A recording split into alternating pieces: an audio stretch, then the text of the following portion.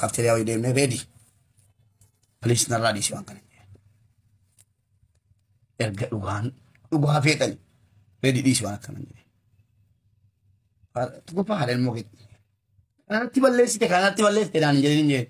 إن ينورا كوب دندي mana كيسا كابا أكيريا تو كوتي كلا أن أبدا ريد sudah kan si tahun dan dendeng jalan muri kaba iriya ko tiriya ke istagunye yo ki jibate ka to ko dumba wonta na kasi dumba de ki jibate jara injiru mali betu ko man siniti maga redi isnye enta u ma to kale sana si iriya da irumma ko tikin balle sini so dumma nura malle enta u amma simmo mal jitte akasa ni kale rabbi ina bra fudi nje makana tim fudi ni no bra laki fudi male ina dal binje boleh tiba jannani tol inshallah illa allah wat quran de binne illa allah baka mariyan rakko ko wonni wani tane wote ina fa sira kisu sim barbadu mal mal rakina rakisi nje lakka na rakisi rabbi de nje khalas cuman wonni tane tawu rakko ko illa allah mal nanje de no rakisi sanan dubate nama tokkotti jaarsittis gorsee boletti warra kan deebi'u gorsee hiriyummaa keenya tan wayyu gorsee yoo rabbi taasifnaan illee wal fuutan wanni rabbi jedhe noolu anaafsi soddaadha waliin hin jenne waan bade seera bade malee anaafsi wallaahi soddaatiin jedheen jiraadhuan soddaa akka tinaan jettu barbaadu akkuma ergasii keenyaatti jiraanna garuu wanni kun immoo dhibbatti akka afu barbaada jennaan ولي قال لي رئيسي لنا ما لولي قال طب فوري لنا جدتي تزي إيه أنا قا إما كان كيسانا بافرلوتي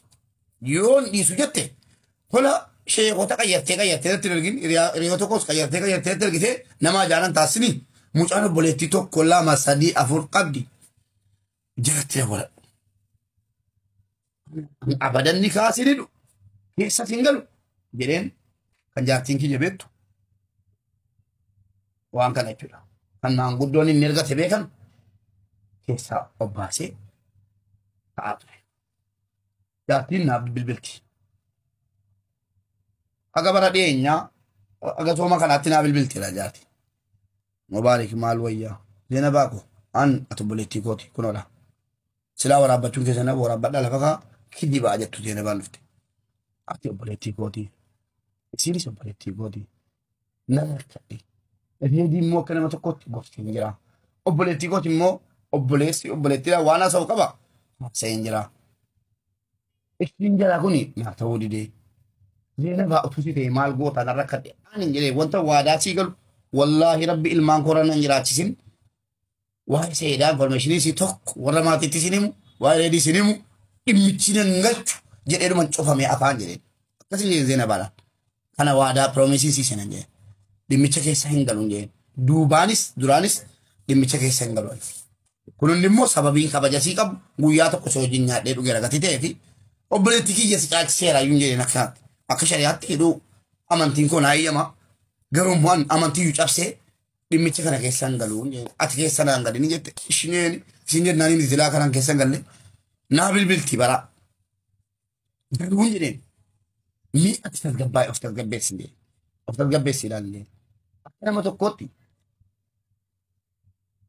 ilmoo wajjin guddina jechuu keessan nan barbaadu. Kadhatee gadi kadhatee dubbatee dadhabee seeriyaadin itti dubbisee bilbila ani saawundi jira beebi ani akka biyyaa san bootumiin himuun miseenjeriin keessan bula. Nama miidiyaa kanatti waan seeraa gaafadhi sandaltu jana jinuyyuu boo'isin malee bootuuf maali kanaan jiran jiru baate. Okay? Innaa leesin dubbisinaa jedhee gaafannaan inni seeriyaan illee dubbisee jira. Okay? Garuu immoo bilbila irraa kaasuu didee naan jedhan. Qabatamaa saawundi jira. Hundaa si erga nama birootiin ergu si erga. Rakkoo miti. Okay? Daasoo jaartii wanta tanaaf akkana hayyee maal isin gargaara maal barbaadda maal feetanii jedheeni yoo akka xarataa jenarratti cufe hosseenetti deebi'a. Okay? Maal feetanii anjannaan inni amma awwaan biroon barbaadu hawaasni Oromoo na gargaaree chaatiin gargaaraman deema hawaasni Oromoo na gargaaree akka gara biyyaa galu eegel mootii dhabe eegaa hunda dhabe barbaannaan antara no barisa keenya akkana kuno yoo azala jiraate ilu ebro namni Dhaggeeffadhu gara lakkoofsa barreeffadhaniin dubbiidha. azala jira ne azala Maa barreeffatu? silent barbaada wajjin anna rajin barbaada silent le barbaada silent barbaada Wallahi wa billahi addabaane baatii afur shanii ol namni addabayee jira naa bar nagaa waliin gaafatu baatii afur shanii ol mataa kiyyaaf jiraachisaa ture lakki jireenya kee siin jiraachuu hin barbaadu lakki nagahe jettee dhiingadda ofirraa deemtee dalagatti deemte malee jiruu isii keessatti dalaydeen beektu erga walliisnellee hin dalagini lakki duraanuu hin dalaydu rabbi waliif nuun hirre rakkoo xiyyaa fi anaafsi jidduu jirtuun adda deemne jiraadhu dheeni jiraachisaa ture lakkiin barbaadu an harkaa miila qaba ofii kiyyaaf hunda lagadha nan deema innaan hayyee obboleetti dhiyeessee harkaa miila qabda dhugaadhaan dalagatta dalagadha dirqama kaa mirga namaa dhiibuun hin ta'u kanan isiniin jedha kana ol waan baay'ee dubbachuun gaarii miti hunda dubbachuulleen hin barbaachisu anis haatis rakkoo anaafisii jidduu jiruun beeyti isin oromoo yoo dandeessan dhimma kiyyaa fi isii jidduu dhiisaa bahaa anaafisiin akka kabajaan ilmoo tana jidduu teennatti guddifannoo barbaaddan dhiisaa borree diimaa kana wal gootan jettanii maqaa kenna qoshashuu yookaan xiqqeessuurra rakkoo jidduu teenna jiru kana dhiistanii yoo dhiistan furama rakkoon kiyyaaf ka isii jidduu jiru yoo dhiistan furama irra deebi'ee akkasinitti rakkoo anaaf umufuraa wal jidduu jiru yoo dhiistan furama yoo dhiistan ilmoon keenya kunis nagaadhaan guddata isin amma anaaf isii bira darbitanii ilmoo keenya kana gufuu itti ta'aa jirtan warri jidduu keenya seentanii haasoftan ilmoo bishaan dhalate kana akka nuti hin guddifanneef jidduu seentanii anaaf ilmoo teeyyaa fi isii fi ilmoo isii adda dhiibaa jirta warri miidiyaa kun dhiisa addan dhiibina an isin jettaniif isin miira keessa galtaniif waan isin jettan san jala deemee nama godhuu miti ilmoo haadharraa baasee hin jiraachisu rakkoo xiyyaa fi isii jidduu jirtu anaaf isii waliin beeyna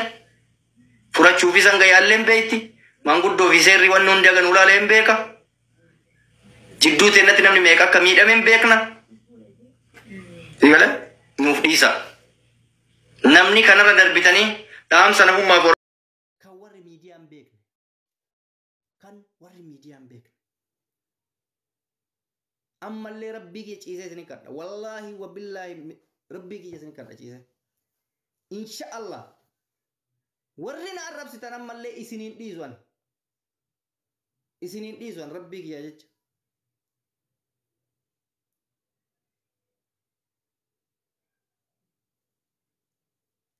natti darbitan wallaahi natti darbitan garmaletti maal namni akkamitti bultii namaa osoo hin beekne waa'ee bultii namaa osoo hin beekne rabbii ofii sodaatu akkamitti nama xiqqeessa akkamitti waan namni hin qabne namarra ka'a rabbuma keessanii sodaattanii maal abboo amantiin qabdanii amantiin hundi bar kabajaa namaa qaba waa beekuu waa hubatanii deebii namaa deebisuu qaba osoo waan beekne waa'ee nama badhee qofa dhagaanii akkamitti nama abaara namni rabbi sodaadhuti aboon irratti hin dawwalina warri narra dawwalta rabbii filaayee sodaadha naan dawwalina namni akkamitti waa'ee miidiyaa sooshaal miidiyaa irra deemu namni meeqaa namni osoo si jaalana naan jedhu fa'a ani wannan taajjabe tokko maaliin beektanii osoo wannan godhe kunuyyuu dhugaa ka ta'u taate nagorsuun hin jiruu jechuudha wannoona jettan malee yoo fuudhe immoo zambiin kiyya maali odoon fuudhefu zambiin ani qabu maali fuuchuu hin danda'u maalan ilma dhiiratti mi maalan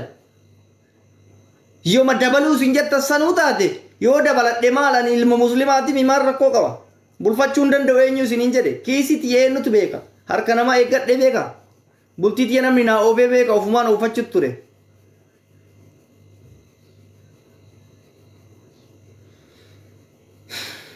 hunda akka garaa fi aarri nama godhe hin ta'a wallaahi baay'ee obsa qabaadha alhamdulillah wanni jiruu fi jireenya kiyya kana keessatti na gammachiistu of miidhee namaaf jiraachuu ittiin gammadamas an amaluma kiyya of miidha namaaf nin jiraadha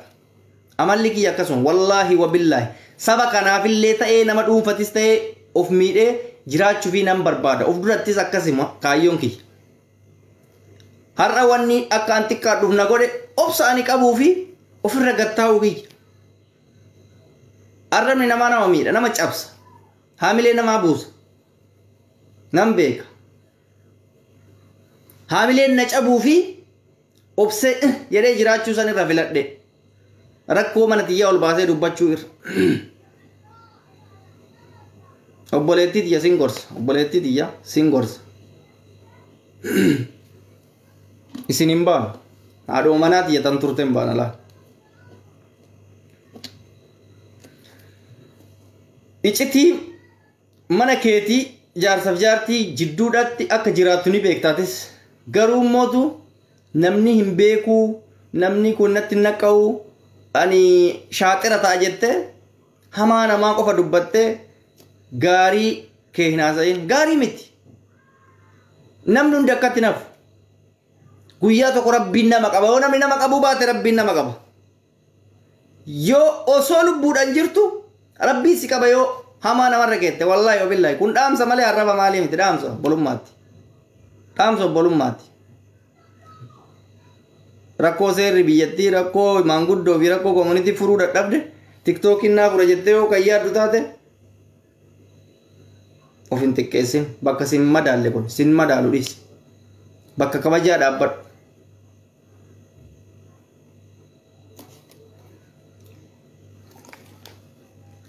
kanaaf waan hin beekne haasa'urraa of qusadhaa rabbiif ilaahii sodaadhaa dubbiin akka isin beektanii fi akka isin yaaddan sanirraa bilisa wannuma waliin fakkaanne walitti diraa jirtanii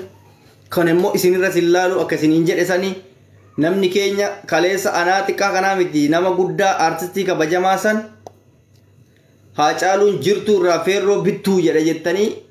irra duultanii guyyaa inni du'e immoo booya fi turtanii tana keessa qaba kan jaarsi naa beeku kan hiriyaan naa beeku kan isiin naa beektu kan warri miidiyaan beekne ammallee rabbii kee ciisee isin kadha wallaahi wabillaahi rabbii kee isin kadha ciisee insha Allah warri na arrabsitan ammallee isiniin dhiisuan rabbii kiyya jecha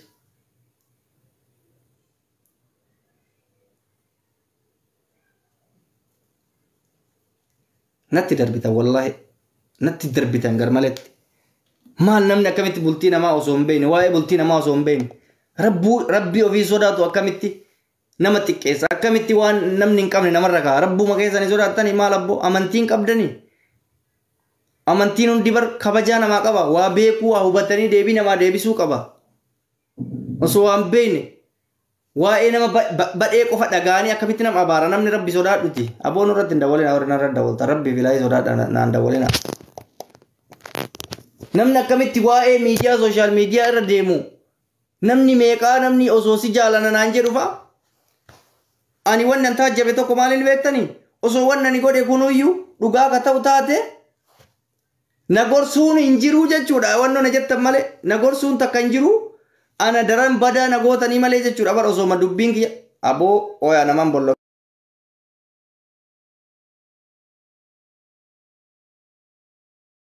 ani narratti bilbilina dhiifama naa godhaa jechuun live mobaayilii lama waan hin fayyadamaa hin jirreef Allah akbar lakkoofsa jijjiiratanii dawwalan live irra waan jiruuf hin dawwalina kanaaf dubbiin baay'attee farratti hin fe'anii namni waa sammuu qabu keessaa qabadha namni kun ka rabbiin of wallaalchise homaa gochuu hin danda'u rabbii kiyyatti ofirraa dhiisee waan jiruuf akkasitti naa hubadha kaayiroo kana keessa manguddoo waan hin jirre isinitti fakkaata sheekni ulamaa waan hin jirre isinitti fakkaata hayyuu waan hin jirre isinitti fakkaata hiriyaa waan hin jirre isinitti fakkaata qaba hiriyaas gaarii qaba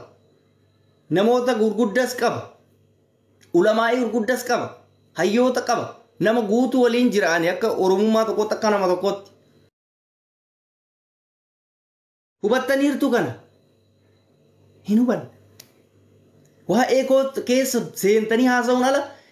kaayiroo keessatti namni isin ilaaleef isin namni bari yoo haasa'u maal jedhee haasa'eetanii namni ilaaleef jira jedhee gaafata dubbii isaanii kana namni ilaaleef jira rakkoon jidduu jaraa hoo maal isin wanni isin laaltan irra fuudhee maali soba wanni kun hundi soba wanti kun hundi soba reediin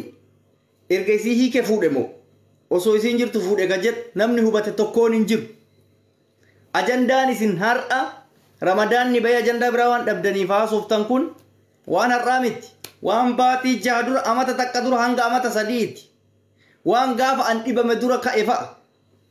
osoo an hin dhukkubsatin fa'a rakkoo jidduu teenna jirtu fa'a osoo an dhukkubsadhu rakkoo uumame fa'a kana ol baasee dubbatuun tolle hedduu waan jiruuf afaan kiyya qabadha wanta akkanaan irraan eeggamu gaanii nama kabaja biyya kanarratti kana kabajeen kabaja kanan kabajnee simnuma kabajaane amala kiyya amma sira deebi'ee kasanitti himu warri cubbuu narra geettan rabbiin cubbuu mana keessaniin haa deebisu haqa kiyyaa fi haqa isiin mootu rabbii fi of nu lamaan jidduu qofatti dhiisee jiraan ni guyyaan barbaadu guyyaan ofiin dubbata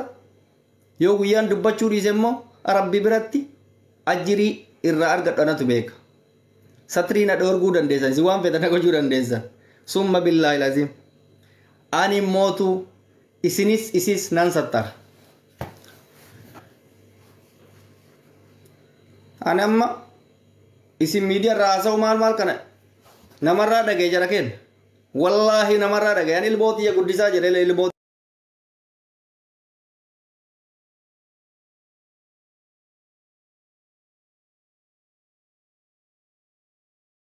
irratti gatee ilmoo waliin akkasiin rakkattu yookaan immootu mallaa isii jallisee yookaan qalee akka uloo wannoo fa'a artistii Taajii Shurrubbee godhe san baga itti mudde baga qale maali akkas fa'a barbaaddan hin qalan maal namni tokko adda ba'uu hin jiru wal qaluu maaltu fide mallaa wal jallisuu maaltu fide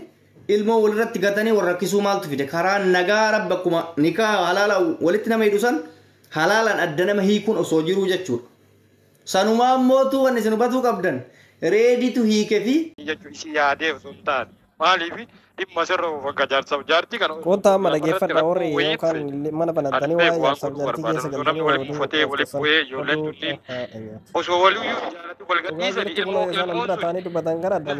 waliif wal argan jechuun ilmoo fi ilaallachuu reediilleen ilmoo yoo fudhatte isiillee yoo fudhatte dildila ilmoo kunniin addaan isaan hin kutu waluma argan jechuun gaafa tokko ijaan waluma argan.